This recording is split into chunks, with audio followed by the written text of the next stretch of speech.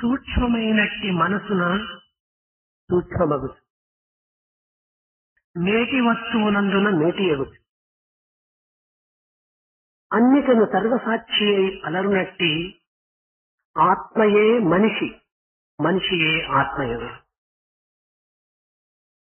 It is subtler than the mind and therefore gets into the mind itself. It is the greatest among the greatest things. And this Atman itself is man and man is Atman. దేశం మానుషరూపేణ, God takes the form of man. జంతువునాం నరజన్మ దుర్లభం.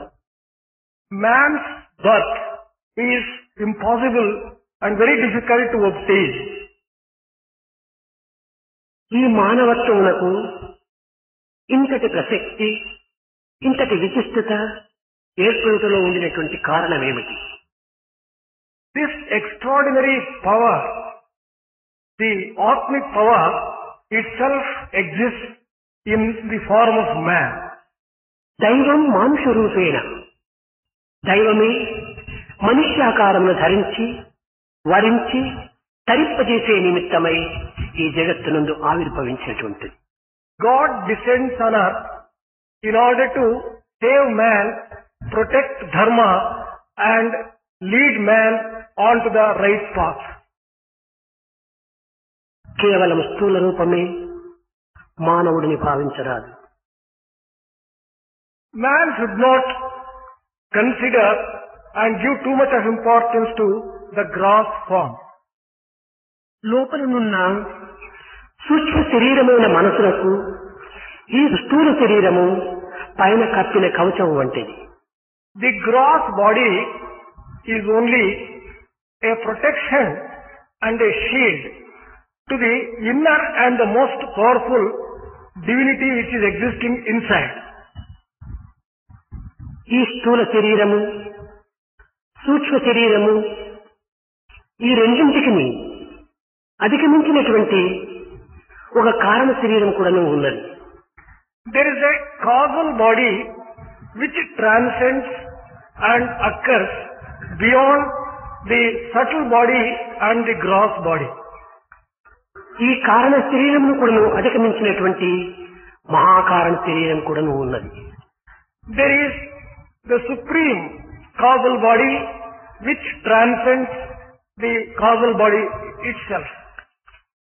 ఈ తను చతుష్టయముల సమ్మిళితమైన స్వరూపమే మానవుడు. Man is a combination of these four forms of bodies.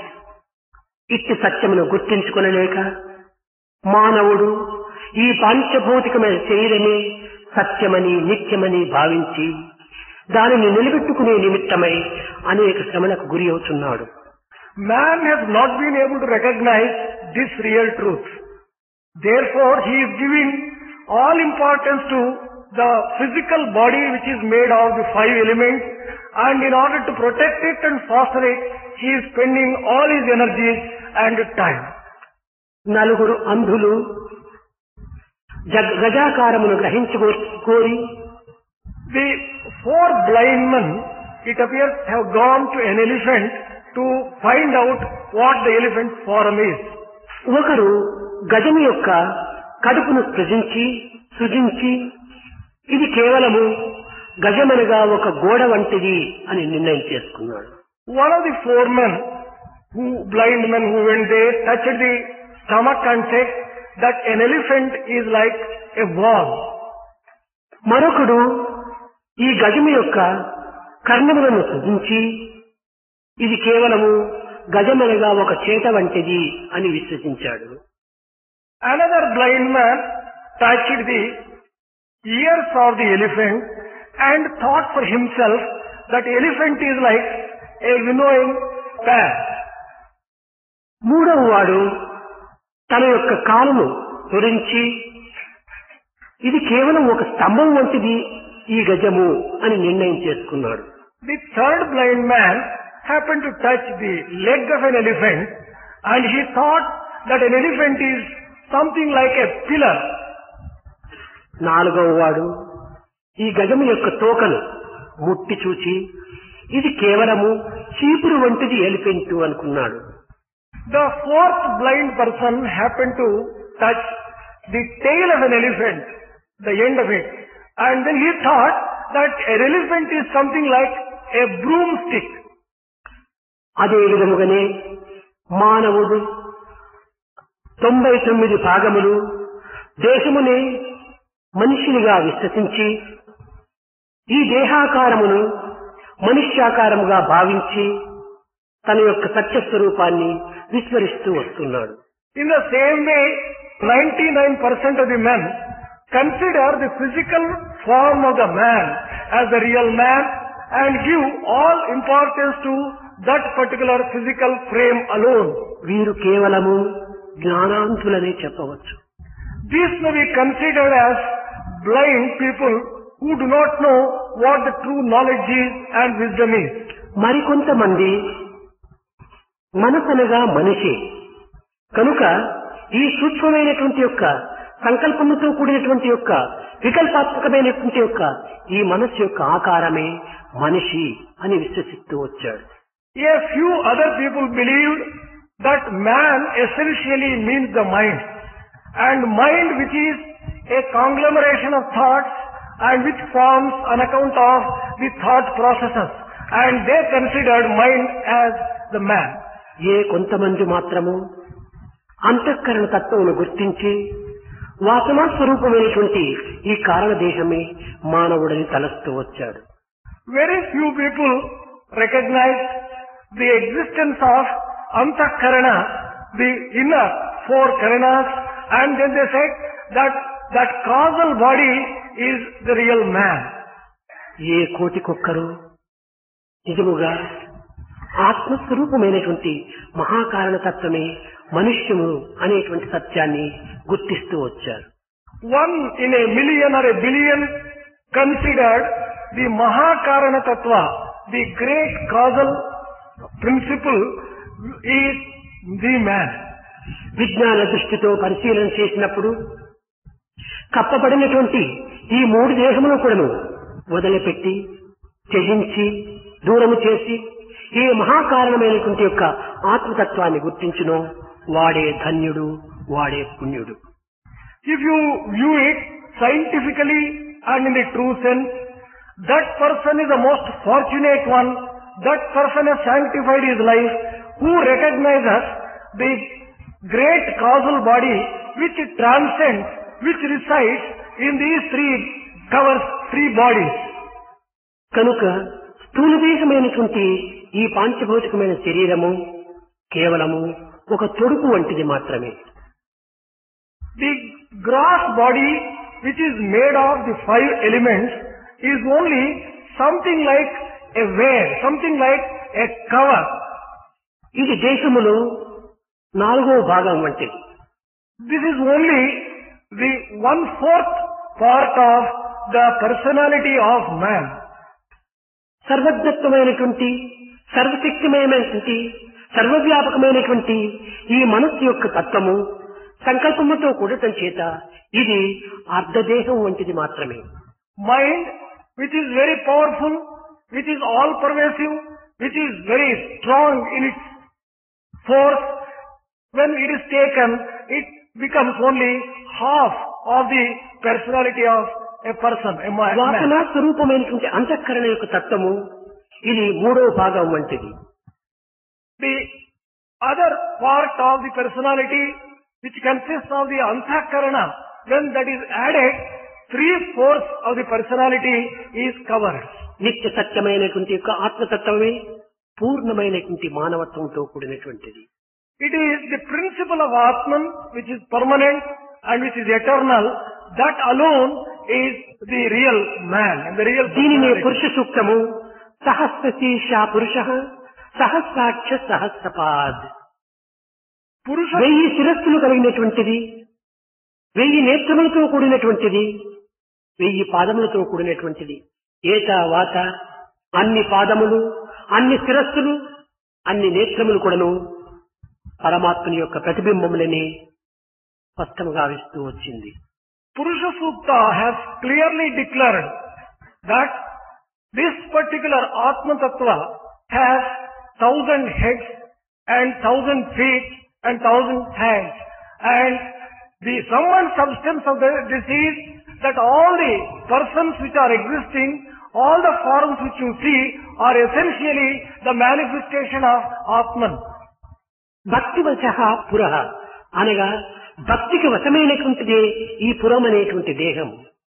This particular body, which may be described as a town or as a puramu, this is possible, accessible to devotion. ఈ మధ్యనున్నటువంటి యొక్క మనసు యొక్క తత్వమును మనం ప్రధానంగా గుర్తించవలసినటువంటి విషయం. The nature and the principle of mind which comes between the gross body and the other bodies has to be thoroughly and clearly understood. మనసనగా మధ్యమ ఉద్యోగి వంటిది. Mind may be considered as a serviceman. ఇతను promotion తో పైన పోగలడు, ఉన్నత స్థాయికి పోగలడు. This particular person can be promoted to the next higher stage. కొన్ని దోషముల ద్వారా రివర్షన్ వెనక్కి కూడాను రాగలడు, తక్కువ స్థాయికి కూడాను పోగలడు. If he can commit mistakes, he may be demoted also to the lower stage. కనుక ఈ మనస్సు యొక్క తత్వము ఉన్నత స్థాయికి చేరవలనన్నా అధోగాయతికి దిగజారవలనన్నా మన యొక్క సంకల్ప వికల్పములే ప్రధానమైన కారణములు. Therefore, if you were to base your conduct on the principle of mind, it is possible for you to get promoted to the next higher stage, and also it is possible for you to be demoted to the next lower కనుకనే stage. మన ఏవ మనుష్యానాం కారణం వదవచ్చేవు అన్నారు. It is in this context that it has been declared that it is the mind which is responsible for the bondage or liberation. మనస్సునకు రెండు విధములైనటువంటి తత్వములున్నవి. There are two tendencies and two principles which the mind follows. ఇవి విక్షేప లయములు అని. These two are Vikshepa and Laya. విక్షేపమనగా బాహ్య సంబంధమైనటువంటి యొక్క వృత్తికి చేరినటువంటిది. This Vikshepa refers to the external activity. ఇది ప్రవృత్తికి మార్గంలో కూడినటువంటిది. This is a path of activity and action. ఈ జగత్ కళ్యాణమైనటువంటి జగత్ కారణమైనటువంటి యొక్క ఈ బాహ్య దృష్టి యందు మాత్రమే ఈ విక్షేపం అనేటువంటి ఉంటుంటాది. This Vikshepa functions and exists with reference to the activity associated with the external world. బాహ్య జగత్తునందు స్థిరత్వమైన కూడినటువంటి యొక్క మనస్సు ఎక్కడనూ కానరాదు. In the external world, it is impossible to find mind in a stable state. ఇది నిరంతరము చంచలంగానే ఉంటుంటాది. Continuously, this will be wavering. Mind will be wavering. దీనిని విక్షేపమన్నారు. This is described as Vikshepa. కదలిక కలిగినటువంటిది, చంచలమైనటువంటిది, అస్థిరమైనటువంటిది విక్షేపము. The one which is impermanent, the one which is wavering, the one which is moving may be described as Vikshepa. ఇది కేవలము స్థూలమైనటువంటి ప్రాకృతమైనటువంటి యొక్క జగత్తునకు సంబంధించినటువంటిది. This relates to the gross world and the material world. ఇంకా లయము అనగా ఇది కేవలము పూర్తి శూన్య స్థితిలో ఉండేటువంటిది. Layamu refers to the state when nothing exists. Shunya sthiti. అనగా ఇది నిద్రా అవస్థ యందు ఉండేటువంటిది. This is obtained in deep sleep stage. నిద్రావస్థ యందు మనస్సు యొక్క తత్వము సంకల్పం యొక్క చేరిక ఏమాత్రం కూడా కనిపించదు. During deep sleep stage, you would not be able to get the existence of the mind at all. Mind doesn't function in that ఈ state. సంకల్ప వికల్పములు స్తంభించి ఉంటుంటాయి. The thought processes would have come to a standstill. కేవలం అజ్ఞాన స్థితిలో అంధకారమై ఉంటుంటాయి. It would be a state of total ignorance and total darkness. విక్షేపము జాగృత అవస్థ, లయము నిద్రావస్థ. Vikshepa is found when you are in the waking state, and Layam is found when you are in deep sleep state. ఈ రెండింటిని అనుసరించడం చేత మానవుడు బంధితుడే అవుతున్నాడు, కానీ ఇది మోక్షకారకుడు కాలేదు. When man takes to these two paths of the waking and the deep sleep state, he is bound. He cannot be liberated. ఇది దినదినమునకును తాను కట్టబడిపోతున్నాడు. Day after day, he is getting bound in a stronger way, more దీనికి firmly. మధ్య మార్గమైనటువంటిది ఏకాగ్రత. The right royal path, therefore, is the path of concentration. చంచలత్వము శూన్యత్వమును త్యజించి ఏకాగ్రత తత్వముతో మనము కొంతవరకు సాధన కలిపినప్పుడే ఈ నిత్య సత్యమైనటువంటి యొక్క ఆత్మతత్వము గుర్తించుటకు వీలవుతుంది. Giving up the wavering state in the waking state and the shunya state in deep sleep state, if you were to take up the path of concentration, you are likely to get liberated. జంతువునాం నరజన్మ దుర్లభమని సృష్టింపబడినటువంటి ప్రాణికోటిలో మానవుడు ఉత్తముడు, ఉత్కృష్టమైనటువంటి వాడు. Among all the living beings on earth, man is sacred one. లోకములో ఉన్నత స్థాయి ఎందున్న ఉద్యోగమునందు ఉన్నటువంటి వ్యక్తికి బాధ్యతలు కూడా అధికంగానే ఉంటాయి. In the world, if you take a look, a person who is occupying a very important and a high position will have great responsibilities. అదే విధముగానే ఈ ప్రాణికోటిలో మానవుడు ఉన్నత స్థాయిలో ఉత్కృష్టమైనటువంటి యొక్క స్థితిలో ఉండినటువంటి వాడు కనుక ఇతనికి అనేక విధములైనటువంటి యొక్క బాధ్యతలు కూడా ఉంటున్నాయి. In the same way, man who occupies a very high stage among the living beings is charged with very important responsibilities. ఈ బాధ్యతలు ఏమిటి? What are these responsibilities? మొదటిది పాపము. The first responsibility is with reference to sin. రెండవది శాసనము. The second one is the ordinances and law. మూడవది శాస్త్రము. The third one is shastram, scriptures. నాలుగవది ఇది కేవలము మానవుడు ఊహించలేనటువంటి యొక్క శాపము. The fourth one is the one which cannot be even imagined by in the form of curse. పాపము, శాసనము, శాస్త్రము, శాపము ఈ నాలుగింటికి బద్ధుడై ఉంటున్నాడు ఈ మానవుడు. Man is bound by these four things: the sin, the law, the scriptures and the curse. ఇక్కడ పాపము. The first one is sin. పాపం మానవునికి మాత్రమే ఎందుకు గలదు, మిగిలినటువంటి జీవకోటికి ఎందుకు లేదు? Man is alone capable of committing sins, but not the animal beings and the other living beings. ఏది మంచిది, ఏది చెడ్డది, ఏది పుణ్యము, ఏది పాపము అని తెలుసుకునేటువంటి విచక్షణ జ్ఞానము ఒక్క మానవునికి మాత్రమే ఉన్నది. That is because man alone is endowed with the power of discrimination which can distinguish good from bad.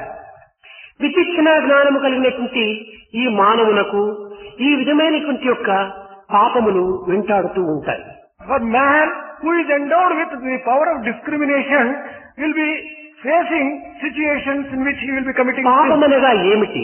తెలిసియు ఇది చెడ్డదని తెలిసియు దానిని చేయటమే పాపం. What is the meaning of sin? Sin refers to an act which is committed after knowing fully well that it is a bad ఇది act. దోషము అని తెలిసియు చేసేటువంటి యొక్క పనికి పాపము అని. If you know that a particular thing is bad and it should not be done, and knowing fully well if you do it, this is sin.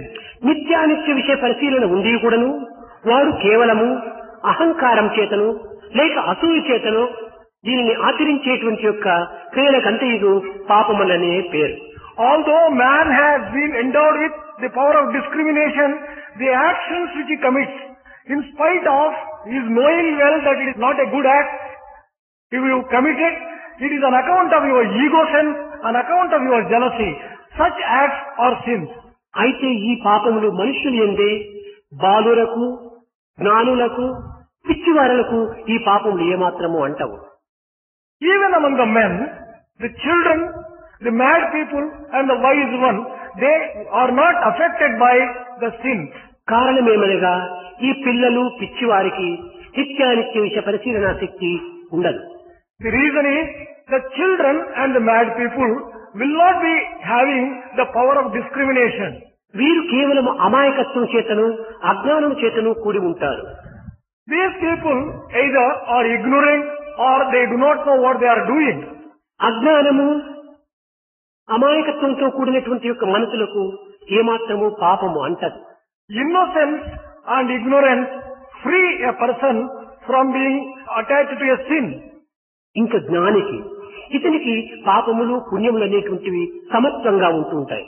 Gnani and the wise one, the realized soul, for him the sin తనకు కావలసినదని కానీ తనది అనేటువంటిది కానీ మమత్వం కానీ అతనికి ఉండకపోవటం చేతనే ఇది అద్వైత దర్శనం జ్ఞానం. సమత్వముతో కూడినటువంటి మనసు కలిగినటువంటి వాడు కనుక ఈ జ్ఞానికి ఈ పాపం ఏమాత్రము అంటవు.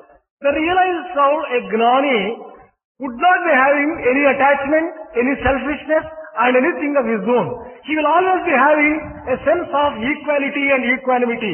Therefore, he would not be committing any sin, whatever he does. అప్రయోజనములు ఈ జ్ఞాని ఎందు ఏమాత్రం కూడా కనిపించవు.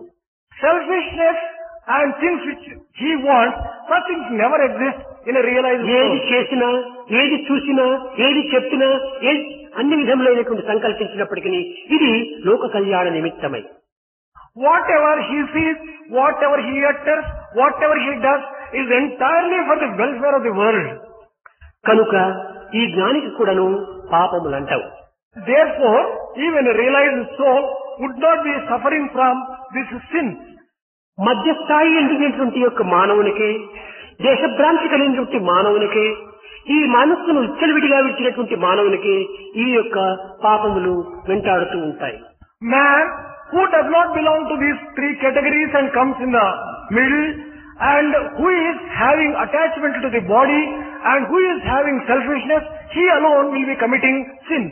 మనస్సును స్వేచ్ఛావిహారం సరిపేటువంటి ఈ మానవునికే ఈ ప్రపంచము ఉండినంత వరకు సుఖ దుఃఖములు లాభ నష్టములు తప్పవు.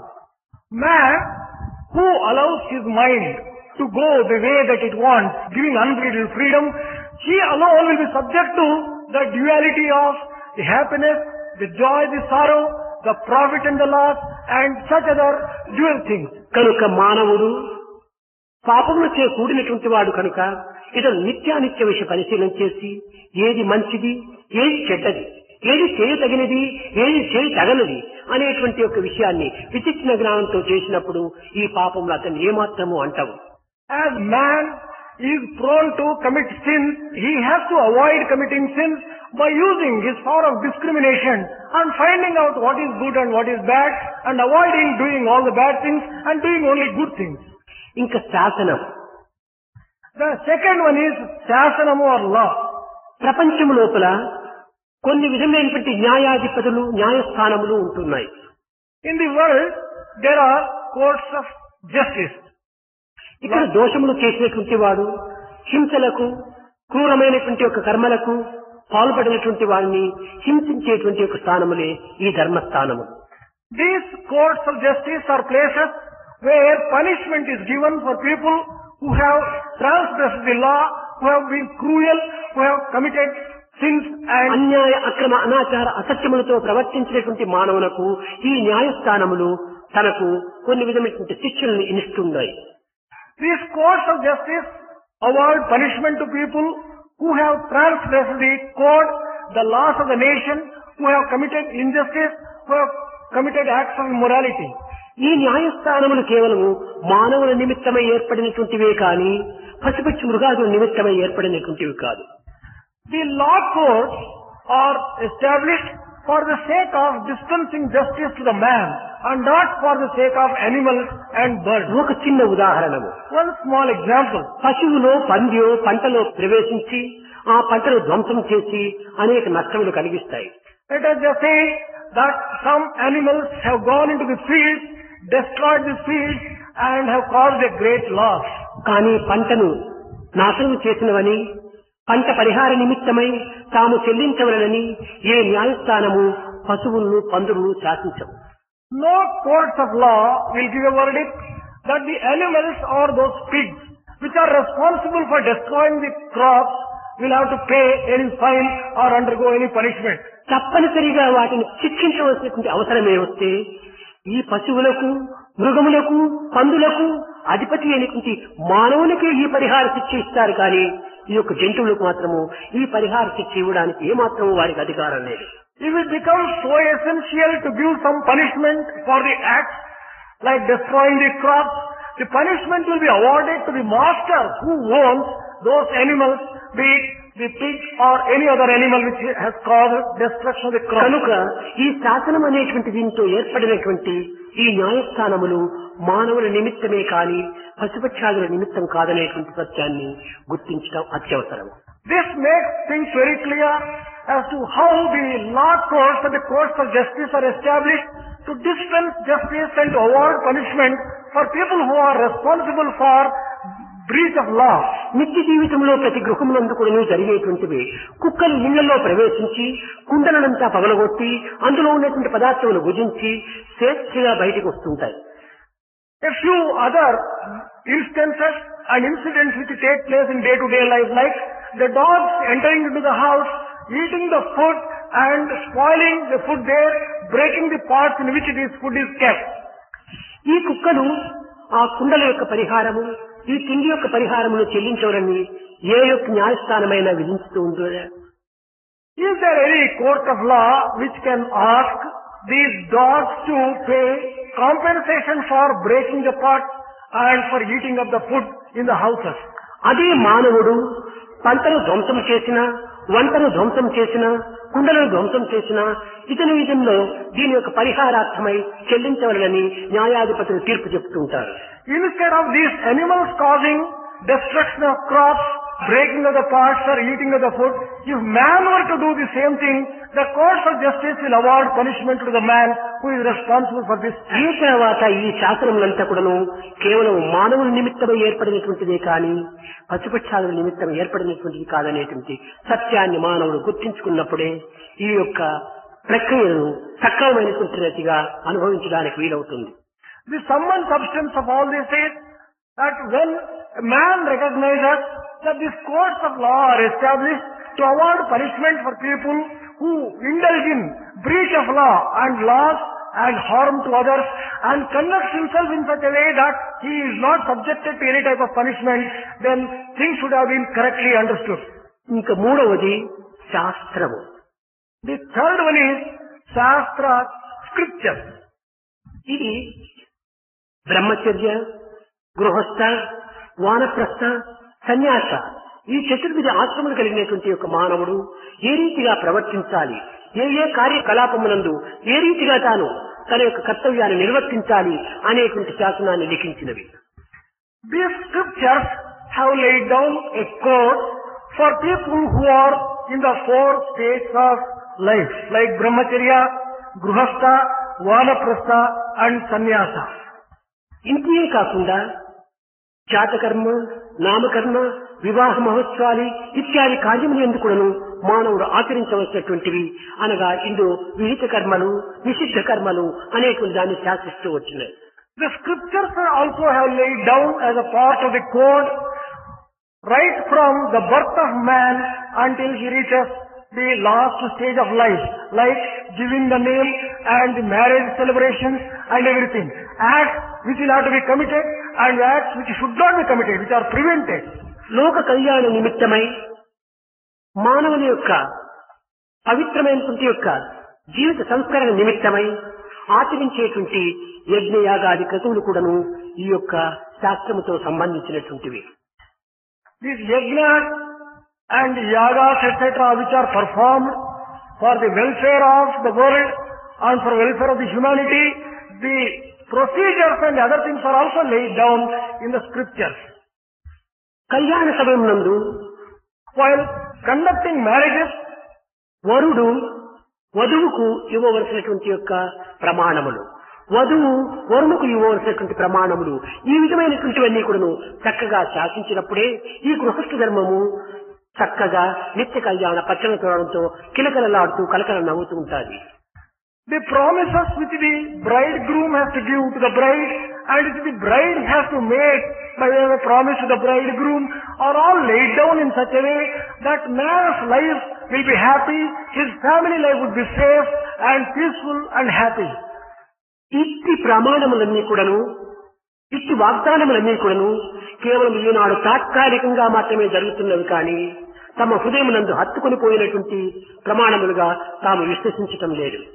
All this code which has been prescribed in the scriptures and all the promises which have been laid down are being given in an artificial way and not in a natural way from the core of the heart, believing fully in those laws. కనుకనే మానవుడు గృహస్థ ధర్మంలో అనేక విధమైనటువంటి కష్టములకు నష్టములకు దుఃఖములకు గురి అయిపోతున్నాడు.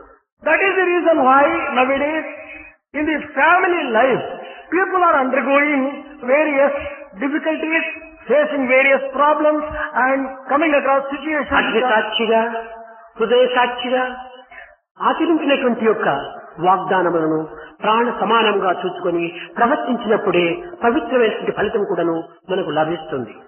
When we conduct ourselves according to the promises given, taking the fire as a witness and taking our own heart and the indweller of the heart as a witness, when we conduct according to the promises, then only we will be able to live a very happy life, a peaceful life. జిహ్వే రసగ్ని మధుర ప్రియత్వం సత్యం హితం స్వాం పరమం వదామి ఆవర్ణయేత మధురాక్షరాన్ని గోవింద దామోదర మాధవేతి అన్నారు. అనగా కన్నులు రెండుంటున్నవి, రెండు పదార్థములు చూడవచ్చు మానవుడు. Man has been endowed with two eyes. He can see things through the eyes. రెండు చెవులుంటున్నవి, మంచి చెడ్డ రెండింటిని కూడా వినవచ్చు మానవుడు. He has been given two ears to hear good as well as bad. కానీ నాలుక ఒక్కటే ఉన్నది. Man has only one tongue. ఇది ఒకే మాట పైన నిలవాలి. Man has to stand on the word that he has given. చెప్పిన మాటకు విరుద్ధంగా నడిచినప్పుడు ఇది రెండు నాలుకలు కలిగినటువంటి యొక్క విష పురుగు వంటి వాడిగా తయారవుతాడు. If he goes contrary to the promise that he has given, the plighted word, then he is something like a poisonous insect, a poisonous snake.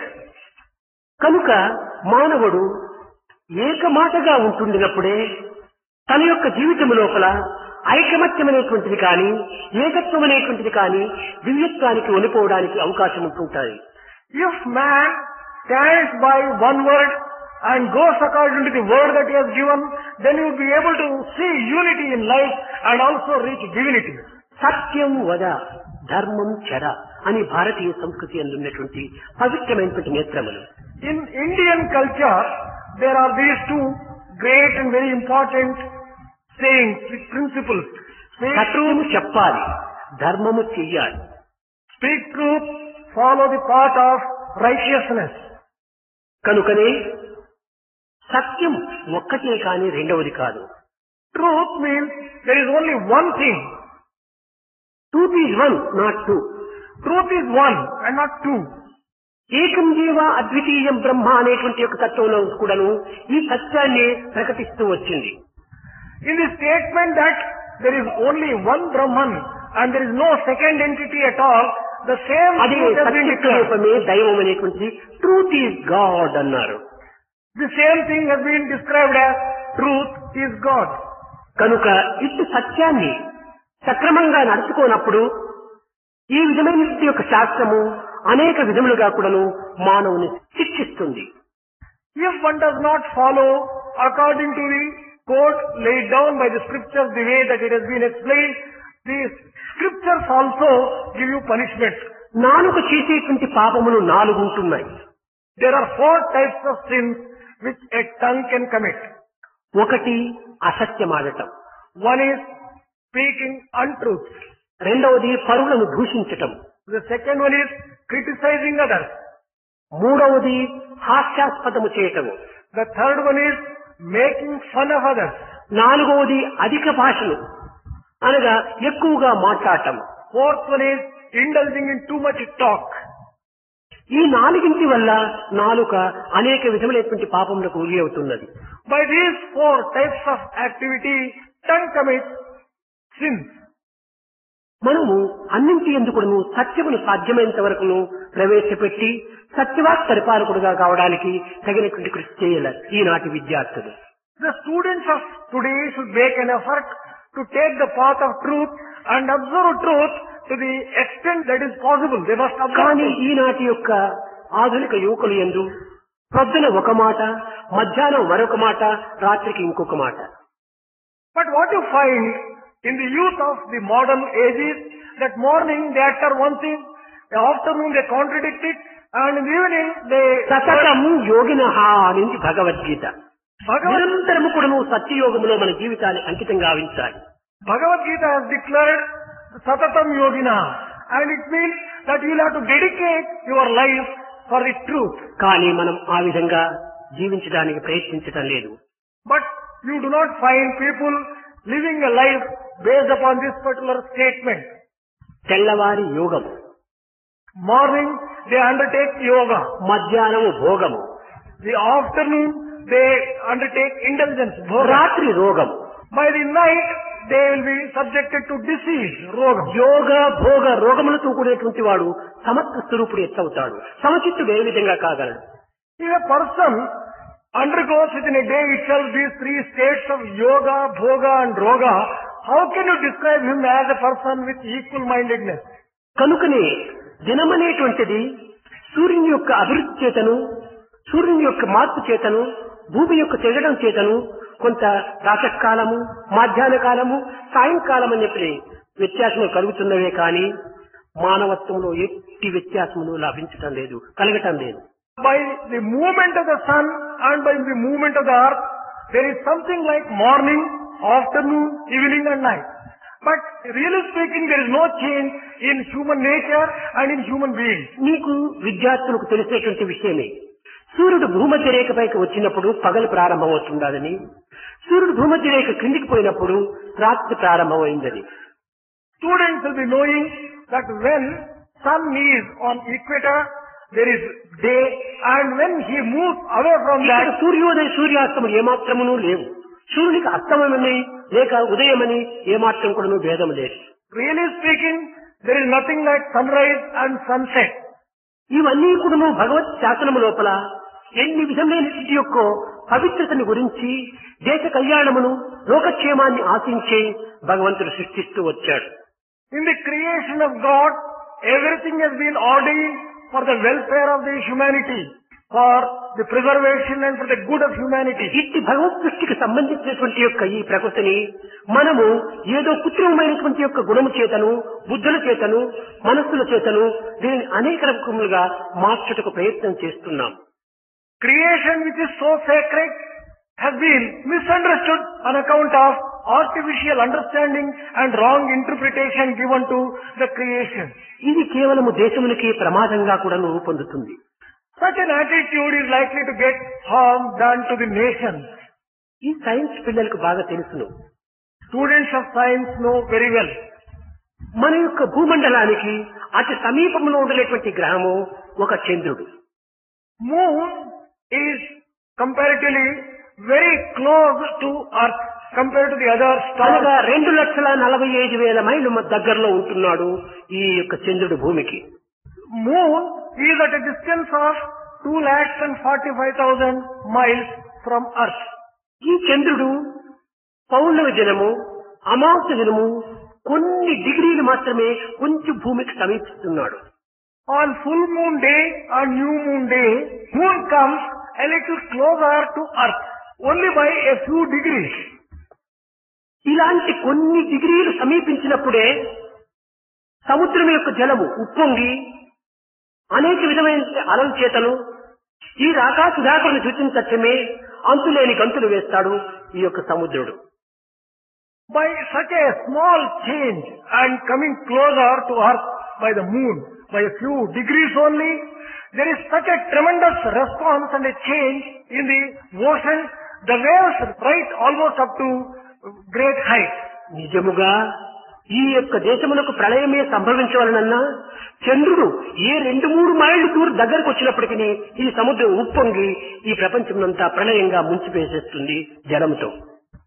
If by chance moon were to come 2 or 3 miles away from the usual place and closer to the earth, there would be a pralaya and a total destruction ఈ of the భూమికి earth. ఇంత దూరంలో చంద్రుడు ఉండినప్పుడే ఈ భూమండలానికి కూడా క్షేమం ఉంటుంది.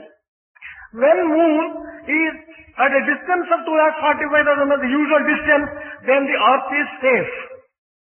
ఏ యొక్క తత్వములు కానీ అనగా పంచభూతములు కాని స్పర్శ, శబ్దము, రూప, రసగంధాదులన్నీ కూడాను ఏ స్థానములో ఏవేవి తమ యొక్క క్రమం అనుసరించి ఉండునో అప్పుడే ఈ భూమికి కూడాను క్షేమం ఏర్పడుతుంటాయి. When these five elements are in the right proportion and the place where they ought to be when they are there, and when the senses also perform their functions properly, then everything is okay and safe. కనుక ఈ శాసనములంతా కూడాను కేవలము దైవ నిర్ణయములైనటువంటి సత్యాన్ని గుర్తించి ఈ శాసనాన్ని మనం పాటించడానికి ప్రయత్నించినప్పుడే ఈ యొక్క యోగక్షేమము వహామ్యహం భగవంతుడు చూసుకోగలడు అనే సత్యాన్ని గుర్తించవచ్చు. God would be able to just take care of your welfare and offer you all the protection that is necessary when you observe the laws laid down in the scriptures and design your own life according to the code laid down. ఇంకా నాలుగవది శాపం. The fourth one is curse. మీరు అనుకోవచ్చు, ఎవరు శాపం ఇచ్చేటువంటి వారు? మహర్షులు, మహనీయులు, ఇలాంటి యోగులు, ఇలాంటి వారు శాపానికి కారకులవుతున్నారని. మహర్షులను హింసించినప్పుడు, మహర్షులకు బాధలు కలిగించినప్పుడు, వారికి మనస్సుకు భిన్నమైనటువంటి మార్గాన్ని అవలంబించినప్పుడు, వారి లోక కళ్యాణములకు అడ్డు తగిలినప్పుడు ఈ మహర్షులు ఒక కఠినమైనటువంటి వాక్కును ప్రసరింపచేస్తున్నారు. When you hurt the great sages, when you harm them, when you come in the way of the welfare of the world, then they may utter out of anger and out of agony a word, and that becomes a curse. దురదృష్టవశాత్తు మహర్షులు శాపం చేస్తున్నారు, వీరికి తగినటువంటి పని కాదని మహర్షులను కూడా విమర్శించేటువంటి వ్యక్తులు కూడాను లోకంలో లేకపోలేదు. Unfortunately, there are quite a few people in the world who think that what Maharshis are doing is a wrong thing and is a bad thing. ఏ శిక్ష అయినా ఈ యొక్క పాంచభౌతికమైనటువంటి యొక్క శరీరములకు ఇది రక్షగానే రూపొందుతుంది. Whatever curse is given, that curse is going to be a sort of a protection for the physical body. శిక్ష జరిగినప్పుడే వాడు సక్రమ మార్గంలో ప్రవేశించడానికి వీలవుతుంది. Only when a wrong act is being punished, he will be able to correct himself. తప్పును క్షమించుకుంటూ పోవటం చేత తప్పులు మరింత అధికమైపోతుంటాయి. If you go on forgiving all the mistakes committed, then more and more mistakes will be committed. అంతేకాకుండా మానవునికి ఏది తప్పు ఏది ఒప్పు అనేటువంటి విషయాలు కూడాను విచక్షణ జ్ఞానం కోల్పోతాడు. Not merely that, if you go on forgiving, man also loses the power of discrimination. అప్పుడప్పుడు ఇలాంటి జాగ్రత్తను కల్పించటం కూడాను ఒక శాసనంలో అనేటువంటి ఒక అంగమే. In order to awaken people to what is reality and what is discrimination, this shapa also is prescribed as a part of shasana. Parikshit మహారాజు తాను విహారాశ్రమ అరణ్యమును ప్రవేశించి అనేక విధములైనటువంటి వేటలాడి తాను అలసిపోయి ఆశ్రమం చేరుకున్నాడు. King Parikshit entered into forest and he undertook hunting for his own pleasure, and he was tired after a very hectic day. He went to a మహారాజుకు విశాలమైనటువంటి హృదయం ఉండాలి. King should always have a broad mind. రాజ్య ప్రజలందరూ కూడా తమ బిడ్డలుగా విశ్వసించాలి. A king should always consider the people as his own children. మహర్షులను ఆదర్శవంతులుగా తాము ఎన్నుకోవాలి. The king should also consider Maharshis as people who are ideal. సర్వశాస్త్రములు సర్వ నియమములు గుర్తించినటువంటి వారు కనుక మహనీయులు వారి ఆజ్ఞానుసారమే వర్తించాలి మహారాజులు. The kings will have to conduct themselves according to the dictates of people, the sages who know what is right and what is wrong. అలాంటి మహారాజు ఆశ్రమంలో ప్రవేశించి తన దాహంలో తగినటువంటి యొక్క ఉపశాంతిని అందించలేదని చెప్పని కోపం చేత మరణించినటువంటి యొక్క సర్పము తీసి జ్ఞానములో ఉండినటువంటి మహర్షి మెడలో చుట్టి వచ్చాడు. But what has this king Parikshit done? He was a little tired, he was thirsty. He did not get the drink to quench his thirst. He became angry, he took a dead snake and put it round the neck of a Maharshi who was in deep meditation. మహారాజు చేయవలసినటువంటి యొక్క పని కాదు. This is not a thing which should have been done by a కనుక king. ఈ దృశ్యమును చూసి ఆ మహర్షి కుమారుడైనటువంటి శృంగి శపించాడు, 7 దినముల లోపల ఇదే సర్పము కాటుకు నీవు మరణించవుగాక అని. Shringi, who saw this particular sight, was annoyed, and then he just gave a curse to this particular king, saying that the same snake will bite you and you will die at the end of 7 days. కానీ మహారాజు తన దోషమును గుర్తించుకున్నటువంటి వాడు కనుక ఈ 7 దినముల లోపల కూడాను నిరంతరము క్షణమైన కూడాను వ్యర్థము చేయక దైవచింతనతో ఈ శేష జీవితాన్ని సార్థకం గావించుకోవాలని సంకల్పించుకున్నాడు. King, who was a good person, he realized his mistake and therefore he took a vow that he should not waste even a moment in these 7 days. He should remember constantly God and sanctify his life and achieve the goal. మానవుని యందు సత్సంకల్పము ఆవిర్భవించును ఆనాడే సర్వక్షేమములు కూడాను తన చుట్టూ వచ్చి చేరిపోతాయి. The moment that man gets a good thought, all the circumstances will help him to fulfill that particular good thought, to implement it. వేలాది మంది మహర్షులు వచ్చి అందులో చేరిపోయారు. Thousands of Maharshis came there. ఆ సమయమునకే సుఖ మహర్షి కూడాను చేరాడు. At the same time, at the same moment, Shuka Maharshi also happened to come there. వీరందరూ కూడాను ఒక పవిత్రమైనటువంటి యొక్క పరిస్థితులు ఎందే కూడాను వీరి కూటమి ఏర్పడుతుంటారు. Such an assembly of great Maharshis happens only when there is a sacred moment. ఈ సుఖ మహర్షి బోధించినటువంటి యొక్క భాగవతం యొక్క తత్వాన్ని మహర్షులతో వినటమే కాకుండా పరీక్షిత్ మహారాజు ఏకాన్ముఖ చిత్తుడైపోయి ఏకాగ్రతుడైపోయి దానిని చక్కగా ఆనంద భాషములతో తాను ఆలకిస్తూ తన జీవితంలో అంత్యం గావించుకున్నాడు. Shuka Maharshi narrated Bhagavatam. All the Maharshis who had assembled there drank the nectar, and this Parikshit Maharaj also with a concentrated mind listened to the narration of Bhagavatam. ప్రాణమును వదిలేటువంటి పూర్వము పరీక్షిత్ మహారాజు చెప్పాడు. Before leaving his last breath, King Parikshit announced, ఓ శృంగి మహానుభావ, నీవిచ్చినటువంటిది నాకు శాపం కాదు, గొప్ప వరప్రసాదము అన్నాడు.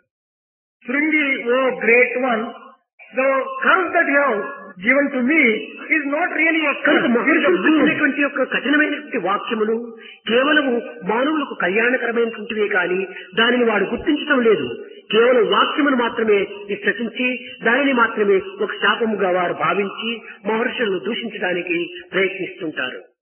But unfortunately, people do not understand the real purpose of a curse. Any curse that comes out of the mouth of a great Maharshi will be really a boon. People who take literally may not be able to understand correctly, therefore they criticize. నిజముగా ఆ శాపమే లేకుండా పరీక్షిత్ మహారాజు అంత్యమునందు ఈ పవిత్రమైనటువంటి కాలాన్ని గడిపేటువంటి వాడు కాదు. Suppose there was no curse like that, the one given by Shringi to Parikshit Maharaj, King Parikshit would not have come to such a glorious end in his life. ఇంకా అగస్త్య మహర్షి దేవేంద్రుడు కూడాను గజరుమై జీవించుగాక అని శపించాడు. Agastya Maharshi also cursed Devendra similarly. అప్పుడు ఆ గజమి అనేక విధమైనటువంటి యొక్క దేహ బలమును బుద్ధి బలమును భుజ బలమును కూడా విశ్వసించి తాను మకరితో పోరాటానికి ప్రయత్నం చేసింది. He cursed Indra to be born as an elephant, and in the form of elephant, Devendra used all his physical prowess, all his capacities to reach the goal of life. కడపటికి తన యొక్క బలహీనతను గుర్తించి దేహ బలము దుర్బలము, దైవ బలమే నిజ బలము అనేటువంటి సత్యాన్ని గుర్తించి రావే ఈశ్వర కావవే వరద సంరక్షించు భద్రాత్మక అని కేకలు వేశాడు. Indra, in this particular form of elephant after the curse, used all his physical powers and he could not succeed with the physical powers. He realized and told himself that physical powers are not at all sufficient to reach the goal of life. అహంకారంతో ఉండినంత వరకు కూడాను మానవులకు కానీ మృగములకు కానీ ఏ విధమైన విజ్ఞానము అతనిలో ఆవిర్భవించదు. Only God's grace can help a person to reach the goal, and then he prayed to the Lord Narayana to come and save him from this particular thing. So long as man has the ego sense, he would not be able to achieve the goal of life. కనుక ఈ గజరాజు అహంకారంతో ఉండినంత వరకును అనేక విధమైనటువంటి కష్టములకు గురి అయ్యాడు. As long as this elephant, this king elephant, had that egotism in him, he could not ఆగుండప్పెను మూర్ఛ వచ్చే తనుగుండప్పెను శ్రమం అయ్యేది. తన దేహము శ్రమించిపోయింది, మనసు యొక్క విజ్ఞానము పూర్తి మారిపోయింది. తన యొక్క జీవితం అనేటువంటిది ఒక విధమైనటువంటి దుర్బలమైనటువంటి జీవితంగా రూపొందింది. The king elephant told himself, well, physically I am tired and exhausted. mentally also I am confused, I am not having sufficient mental power either. I am totally, అట్టి కష్ట సమయమునందే దైవం యొక్క జ్ఞాపకమునకు వస్తుంది. I am totally tired, he said, and only during such times he would be remembering God. కష్టములు లేకుండా సుఖముని ఎవడు కూడా ఆశించడు. If there are no troubles, no one aspires to have joy and happiness. కష్టములే సుఖాన్ని అందిస్తున్నాయి. In that way, it is the troubles. కనుకనే శాస్త్రములందు శాస్త్రవచనం అన్ని పెట్టినట్లుగా ఇక్కడ ఒక విధమైనటువంటి మానవునికి కష్టములు నసుఖార్ లభ్యతే సుఖం అన్నారు. In that context, when you see, curse can only be a boon to a person who correctly understands it and conducts himself properly. ఈ pressure is an interval between two pains. రెండు బాధల మధ్య లోపలనే మానవునికి సంతోషం లభిస్తుంది. That is why it is said, a pleasure is an interval between two pains. తెలుగులో కూడా అనేక మంది వాడుతుంటారు ఈ పదములు. సంఘటన వస్తే వెంకటరమణ అని. అంతకుముందు వెంకటరమణ పేరు ఏమాత్రమూ స్మరించరు. సంఘటనే ప్రారంభమైతే అప్పుడు వెంకటరమణ అని గోవిస్తారు. There is a Telugu proverb which says that only when you are in difficulty and trouble, you remember God, Venkatramana. Otherwise you don't care for కనుక God. కష్టాల సమయం నందు, దుఃఖ సమయం నందు, విచార సమయం నందు, బాధల సమయం నుండి భగవంతుని అధికంగా స్మరించడానికి వీలవుతుంది. It is possible to remember God in a very intense way only when you are in real trouble, when you are in grief, when you are sorrow stricken. పరీక్షల సమయంలో పిల్లలు భగవంతుని ఆశించినట్టుగా మరొక సమయంలో ఆశించరు. Students should not be able to remember God as intensely in other times as they can during examination time. తన యొక్క సమస్యలు తీర్చే నిమిత్తమై భగవత్ అనుగ్రహం అత్యవసరము. For achieving anything in life, God's grace is essential. సీట్లు కావాలి అనుకునే సమయంలో ప్రార్థించినంత ప్రార్థనలు సీటు చిక్కిన తర్వాత ఆ ప్రార్థనలు ఉండవు. The intensity with which you pray until you get a seat, you would not be having the same intensity once you get the seat. కనుక మానవుని యొక్క మనస్సు ఈ విధమైనటువంటి వికల్పములతో కూడినటువంటిది. Man's mind consists of this kind of thinking. కనుక ఈ శాపములు కూడాను వారికి వరప్రసాదాలుగానే రూపొందినాయి. Curses would become a boon because of this particular peculiar nature of mind. నిజముగా ఆ శాపములే లేకుండా ఈ గజరాయి యొక్క దృష్టి భగవంతుని పైన మరల్చేటువంటి వాడు కాదు. Were there no curse on this king elephant, he would not have prayed so intensely మన to దృష్టి God. ఎట్టిదో సృష్టి అట్టే. The creation depends upon the vision that you have. మన భావం ఎట్టిదో మన ఫలితము అట్టిది. As you feel, so you obtain, so you get. పిండి ఎట్టిదో రొట్టె అట్టిది. Cake depends upon the పిండి ఎట్టిదో త్రేపు అట్టిది. The type of belt that you get depends upon the type of food that you take. అంతేకాని ఈ యొక్క సృష్టి నిర్ణయాల్లో ఎట్టి భేదములు మార్పులు కలుగుటకు వీలు కాదు. Therefore, the differences that you get in creation depend upon your own vision, your own కనుక మనం understanding. మంచిని చేసి మంచిని అనుభవించాలి. Do good and reap the fruits thereof. చెడ్డని చేసి మంచిని అనుభవించాలంటే ఇది సాధ్యమయ్యేటువంటిది కాదు. If you want to reap the fruits of good, you cannot get it by committing mistakes and by doing something bad. కేవలము చేదుకాయలు భుజించి మంచి గంధంతో కూడినటువంటి మామిడి పండ్లు వాసన రావాలంటే వస్తుందా? Suppose you take a sour type of fruit, bitter gourd, you would not be able to get milk which will be giving you the smell of a mango. కనుక మనము ఏది చేస్తామో దాని యొక్క రిజల్ట్ కు మనం సిద్ధంగా ఉంటుండాలి. You must therefore be ready to reap the consequences of whatever actions you undertake. కనుక దోషములు చేసేటువంటి యొక్క ఉన్నత స్థాయిలో ఉండినటువంటి యొక్క వ్యక్తులకు దోషరహితులను గావించాలనే ఉద్దేశంతో ఈ మహనీయులు సంకల్పించుకున్నటువంటి యొక్క వాక్యములు శాసన రూపంలో వచ్చాయి. కానీ శాపం రూపంలో ఇది నిజంగా హృదయపూర్వకంగా వారిని శిక్షించాలని ఇచ్చేటువంటివి కాదు.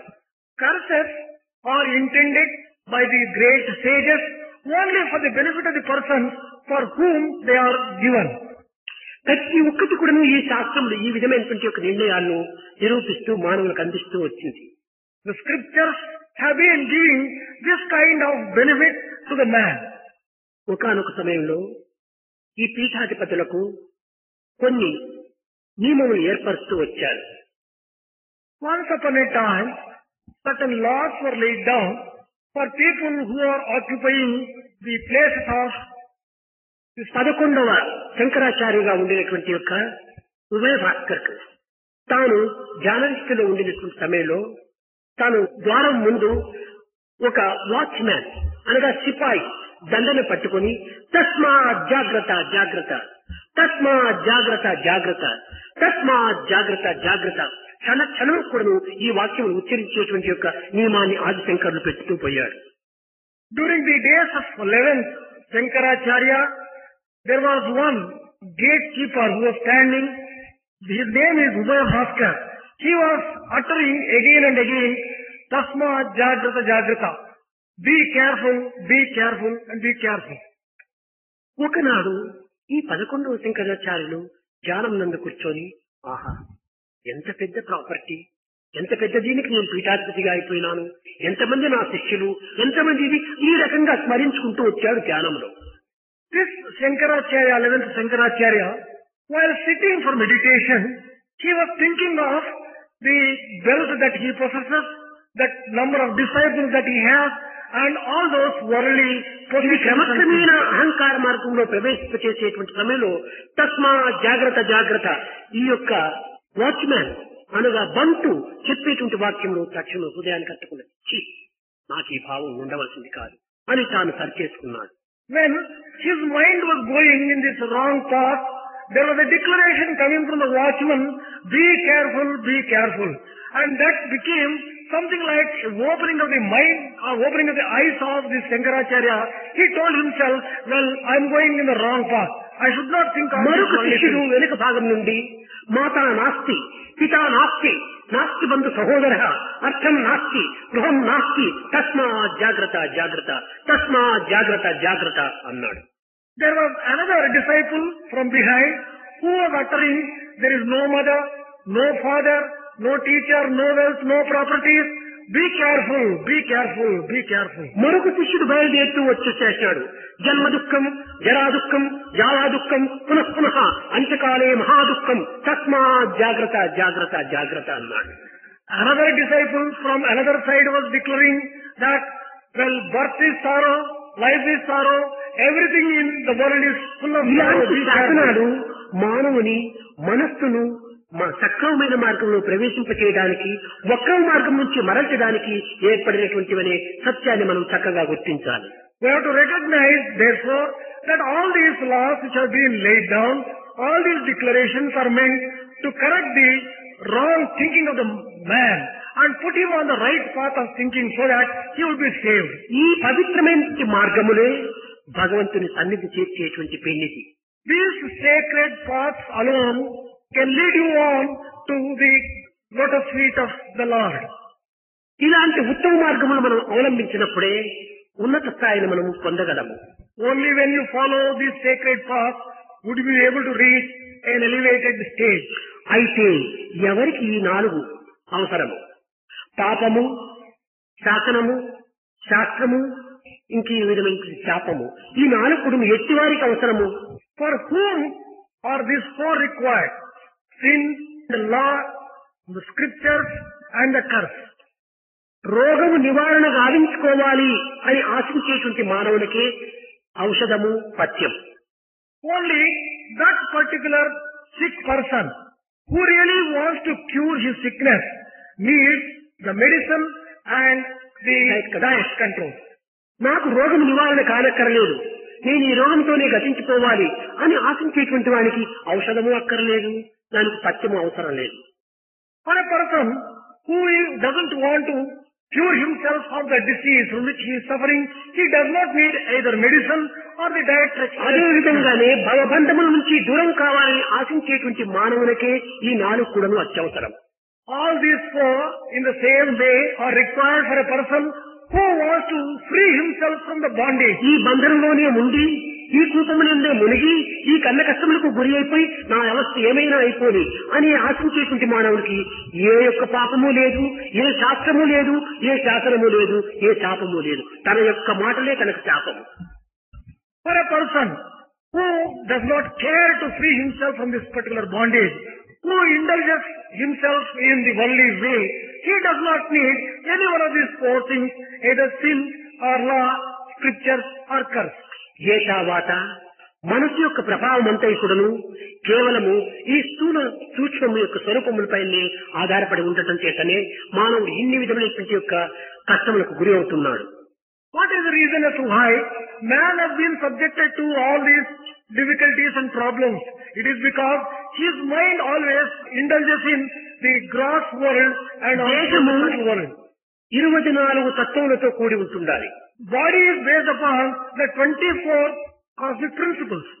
5 కర్మేంద్రియములు, 5 karmendriyas, 5 జ్ఞానేంద్రియములు, 5 gnanendriyas, 5 ప్రాణములు, 5 life breath, 5 కోశములు, 5 sheaths, మనసు, బుద్ధి, చిత్తము, అహంకారము, ఈ 4. ఇవి 24 తత్వంతో కూడినటువంటిది ఈ దేహము. mind, heart, intellect and ego sense. కనుకనే ఇవి మహా బాధ్యత కలిగినటువంటిదిగా ఉంటుండాలి ఈ దేహము. That is why this body appears as it is now. ఇంకా సూక్ష్మమైనటువంటి మనస్సు అనేటువంటిది కేవలం 14 తత్వములతో మాత్రమే కూడి ఉంటుండాలి. Mind, on the other hand, is based upon only 14 principles. ఇక్కడ జ్ఞానేంద్రియములు 5, 5 gnanendriyas, పంచ ప్రాణములు, 5 life breaths, మనసు, బుద్ధి, చిత్తము, అహంకారము, ఇవి 14 తత్వంతో కూడినటువంటిది. mind, heart and intellect and ego sense. దీనికి కర్మేంద్రియం ఏమాత్రము లేవు. For this there are దీనికి పంచకోశములు ఏమాత్రము లేవు. 5 sheaths and 5 karmendriyas are not associated with this. దీనిని ఒక విధమైనటువంటి సంకల్పముల యొక్క మయమే ఈ మనస్సు యొక్క స్వరూపం అన్నారు. The conglomeration of thoughts have been described as mind. ఇంకా కారణమైనటువంటి దేహములందు కేవలం వాసనలు మాత్రమే ఉంటున్నాయి. For causal body, there are only tendencies you find ఇక్కడ in. 2 మాత్రమే ఉంటున్నాయి, మనోబుద్ధులు మాత్రమే ఉంటున్నాయి. కర్మేంద్రియ, జ్ఞానేంద్రియ, పంచకోశములు, పంచప్రాణములు, మనస్సు ఇవంటి ఏమాత్రము లేవు. There are only 2 items there, 2 principles there, the mind and intellect. ఈ బుద్ధి యొక్క తత్వంతో కూడి ఈ మైండ్ కూడాను ఏకమైపోయింది. When mind comes in contact with intellect, they become in fact only one. ఇంకా మహాకారణ స్వరూపమైనటువంటిది కేవలము నిర్మలంగా, నిశ్చలంగా, నిర్గుణం, నిరంజనం, సనాతనం, నికేతనం, నిత్య శుద్ధ బుద్ధ ముక్త నిర్మల స్వరూపిణం. దీనికి ఏమాత్రమూ గుణములు లేవు, ఏ విధమైనటువంటి చైతన్యము లేదు, సర్వత్రా వ్యాపించినటువంటిదిగా ఉంటుండాలి. అదే ఆత్మతత్వము, అదే పరబ్రహ్మతత్వము, అదే పరమాత్మ తత్వము. దీనిని ఏ పేరునైనా పెట్టి పిలిచవచ్చు. This Mahakarana Tattva does not have any attributes whatsoever. It is very subtle, it is all pervasive, it is Atma, it can be given any of these names. దీనిని స్థూల, సూక్ష్మ, కారణ, మహాకారణ స్వరూపములుగా రూపించు వచ్చింది. These 4 have been described as Sthula Deha, Sukshma Deha, Karana and Mahakarana, gross, subtle and causal. స్థూలము ఇంద్రియములతో కూడినటువంటిది మాత్రమే. Gross body is associated with సూక్ష్మము కేవలం ఒక విధమైన సంకల్పంతో కూడినటువంటిది మాత్రమే. The subtle body is associated with thoughts. కారణము వాసనతో కూడినటువంటిది మాత్రమే. The causal body is associated with tendencies. సర్వరహితమైనటువంటి యొక్క నిర్మల స్వరూపమే మహాకారణము. Mahakarana is one which does not have any క్రమక్రమేణా ఈ గుణములు attributes. తగ్గుతూ పోతున్నాయి. 24 నుంచి 14కు వచ్చినాయి, 14 నుంచి 2కు వచ్చినాయి, 2 నుంచి 0 వచ్చింది. As you go on from one body to another, from gross to the last Mahakarana, the number of principles go on reducing from 24 to 14 to 2 to almost nil. ఇంద్రియములు, భావములు అధికమయ్యే కొలది మనకు బంధన అధికమవుతూనే వస్తున్నాయి. As the power of senses and the feelings go on increasing, bondage also proportionately increases. అందుకోసమే ఈ మనస్సును అరికట్టుకునేటువంటి మార్గమునకే ధ్యానము అని పెట్టారు. అనగా సంకల్పములు పెంచుకొనకుండా ఈ ధ్యానములో ఏకాగ్రతను గావించుకున్నప్పుడు ఈ సంకల్ప వికల్పాత్మకమైనటువంటి మనస్సు దైవత్వంతో ఏకమైపోతుంది. That is why it is said that through meditation you can develop concentration, and that concentration can be fixed on God, and thus we can. సంకల్పములు అధికమయ్యే కొలది మానవునికి కేవలం దుఃఖమే తప్ప వానికి ఏమాత్రమూ ఆనందం లభించదు. So long as you go on increasing your thoughts and your desires, there will be only sorrow and misery. You will never be able లోకములో to have. గాలికి మహావేగం అన్నారు. The wind has been described as to be going at a very. కానీ దానికంటే ఎన్నో కోట్ల రెట్టు వేగంతో కూడినటువంటిది మనస్సు. ఒక్క క్షణములో ముల్లోకాలు కూడా చుట్టూ వస్తుంది. Mind goes faster than wind. మహాశక్తివంతమైనటువంటిది. It is very powerful. ఏ లైట్, ఏ శబ్దము ఏది పోతుందో దానికంటే ముందుగానే పోయి మైండ్ ఉంటుంటాడు. Mind can reach a place faster than sound, faster than light. కనుక ఇట్టి మనస్సును మనం అరికట్టాలనుకుంటే ఒక్క మార్గము తప్ప అన్య మార్గం లేదు. If you want to exercise control over such a fast moving mind, there is only one way. There is no second way at all. British scientist ఒకడు ఉండేటువంటి వాడు There was one ఎడ్జింగ్టన్ అని. British scientist, Eddington. ఇతను అన్ని విధాల పరిశోధనలు కలిపి కడపటికి అతని యొక్క డిక్షనరీలో ఒకటి రాశాడు. He conducted a number of experiments, and after conducting all these experiments, he wrote one particular. Universal is a thought of God అన్నాడు. He wrote in his dictionary one particular sentence. He said, "Universe is the thought of God." అనగా ఈ ప్రపంచమంతా భగవంతుని యొక్క thought, అదే సంకల్పము. ఆ సంకల్పం నుంచినే వచ్చింది. దీన్ని తెలుసుకోవటం ఎవ్వరి తరము కాదన్నాడు. He declared that the entire universe has emerged from the thought of God, and therefore కేవలం తెలుసుకోవడానికి ప్రయత్నిస్తున్నాము మన యొక్క మూర్ఖత్వ బుద్ధితో. it is impossible to understand this universe, he said, but foolishly we are trying to ఎవరు understand. సృష్టించినారో అతనికి తప్ప అన్యులకి ఇది గోచరము కాదు అని పూర్తి నిర్ణయం చేసుకున్నాడు ఆ scientist. That scientist came to a very clear conclusion that only the creator would be able to correctly understand the universe and none else. హరిహరి చిత్రలీల హరికే తెలుసు. It is said that, well, Hari alone can understand all his miracles and all his leelas. కనుక Who else ఈ can understand? సత్యాన్ని మానవుడు గుర్తించినప్పుడే తమ వక్ర బుద్ధులను కొంతవరకు అదుపులో పెట్టుకోవడానికి సాధ్యమవుతుంది. Only when man recognizes this truth, he can stop his crooked thinking. అహంకారం అనేటువంటిది ఉండినంత వరకు కూడాను ఎలాంటి మానవుడైనా కూడాను ఏమాత్రం కూడాను అది ఆనందాన్ని అనుభవించలేడు. So long as man suffers from the burden of the ego, he would not be able to correctly understand anything at all. లోకములో అన్ని పదార్థములను సాధించవచ్చును తాత్కాలికంగా. Temporarily, it is possible to exercise control and success in the world. ఆ పదార్థం మనకు సంయోగమైనప్పుడు ఆ మహా సంతోషాన్ని అనుభవిస్తాం. In such an effort to achieve success, when you get a particular object, సంయోగములకు వియోగం తప్పినది కాదు. coming together is always associated with separation. వియోగం చేత మనం బాధను పొందుతాం. When things are separated, we come to grief. ఒక పదార్థాన్ని మనం సాధించాలి అనేంత వరకు కూడా మహా బాధను పొందుతాం. So long as we want to acquire a particular thing, and when we get it, we are extremely అది pleased. లభించిన తక్షణమే మనం కొంత ఆనందాన్ని అనుభవిస్తాం. The moment we get joy also. తిరిగి ఆ సంపాదించిన పదార్థం పోయేటప్పటికి బాధలు పొందుతాం. The moment we lose the object which we have acquired, we also are సంపాదించిన subject to grief. పూర్వము దుఃఖమే, అది గతించిన తర్వాత తిరిగి దుఃఖమే. Before you acquired, you were sad. And after you మన lost it, సంతోషం ఎక్కడ again, ఉంది? రెండు దుఃఖములకు మధ్యలో మాత్రమే ఉంటుండాలి. once you lost it again, you are full of sorrow. ఈ Therefore, జగత్తంతా ఎప్పుడు పుట్టింది? when is this universe? ఇది పుట్టింది ఏంటంటే దీనికి పుట్టిన దానికి గిట్టడం ఒకటే ఉండదు కదా. Anything that is born will have an end also. కనుక ఇది మనం పుట్టడానికి పూర్వము జగత్తు లేదు మనకు. Before we were born, the world didn't exist for us. మనం గతించిన తర్వాత మనకి ఈ జగత్తు లేదు. Once we die, the world doesn't exist for us. ఈ పుట్టడానికి గిట్టడానికి మధ్యలో వచ్చి చేరినటువంటిది ఈ జగత్తు. Between the birth and death, you are conscious of this world. ఈ సత్యాన్ని మానసికంగా మనం గుర్తించినప్పుడే మాధవత్వాన్ని మనం పొందగలం. If you mentally recognize this truth, it is possible for you to obtain a state of Madhavahood. కనుక మనసు అంటే మాధవుడే, Mind essentially means మాధవుడు అంటే మానవుడే, Madhava also means man. మానవుడు అంటే మనసే. Man means mind. కనుక ఈ మూడింటి యొక్క ఏకత్వాన్ని మనం గుర్తించినప్పుడే సమత్వం అనేటువంటిది ప్రాప్తిస్తుంది. అప్పుడే దివ్యత్వాన్ని చేరిపోతాం. If we recognize this particular truth, the relationship that exists between these three entities, then only we'll be able to reach కనుక the ఈ Madhava. సమత్వాన్ని పొందడానికి మనం ఒక విధమైనటువంటి నిర్మలత్వాన్ని చేర్చుకోవాలి. If we want to attain the state of equality, we should have purity. నిర్మలత్వం కావాలంటే సమైక్యతను పొందాలి.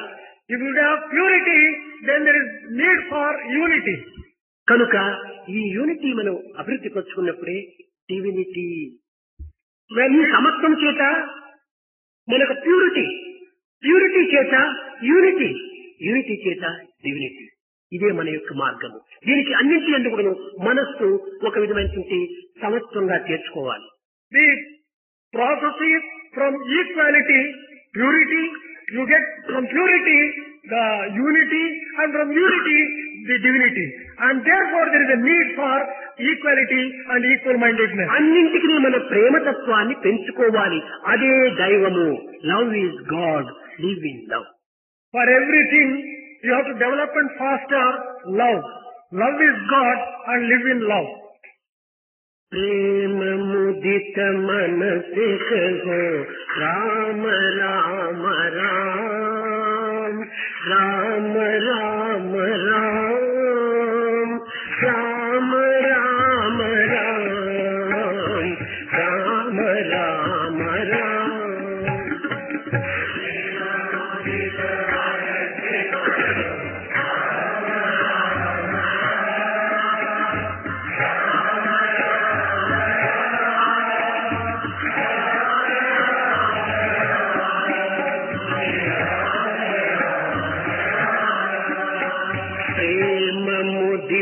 मन से कहो राम राम राम, राम राम राम, राम राम राम, राम राम राम.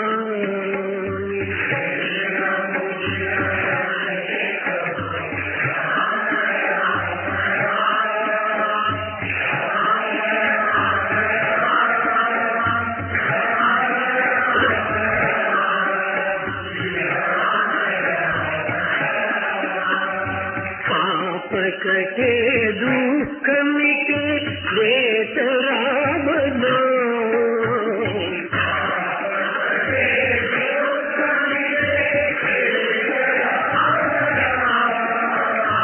भव समुद्र सुखद नाव एक राम नाम.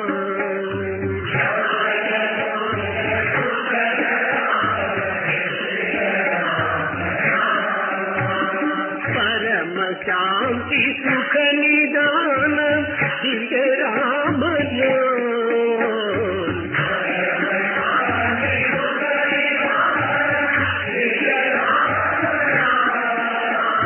निराधार को आधार एक राम नाम.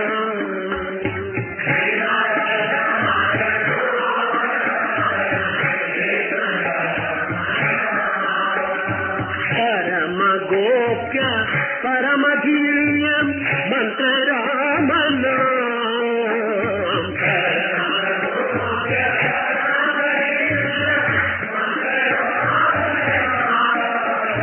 संत जनर सदा बसत एक राम नाम.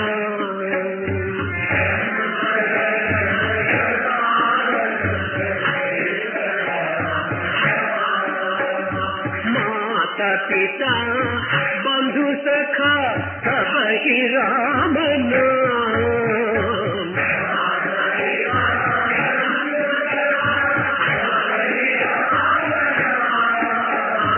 भक्त जनर जीवन धन एक राम नाम.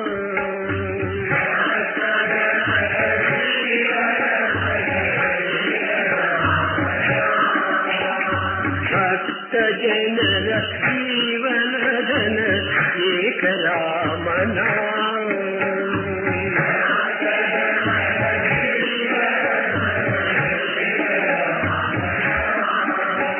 राम राम राम, राम राम राम, राम राम राम, राम राम राम. राम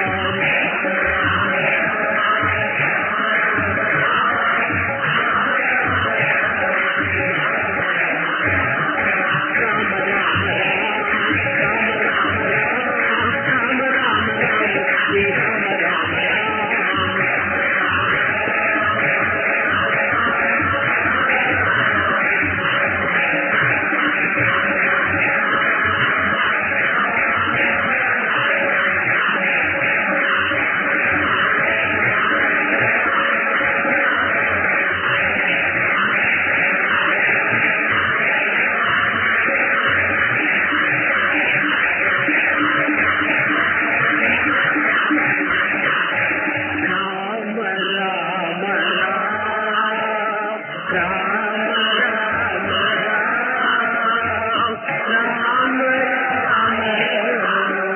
శ్రీ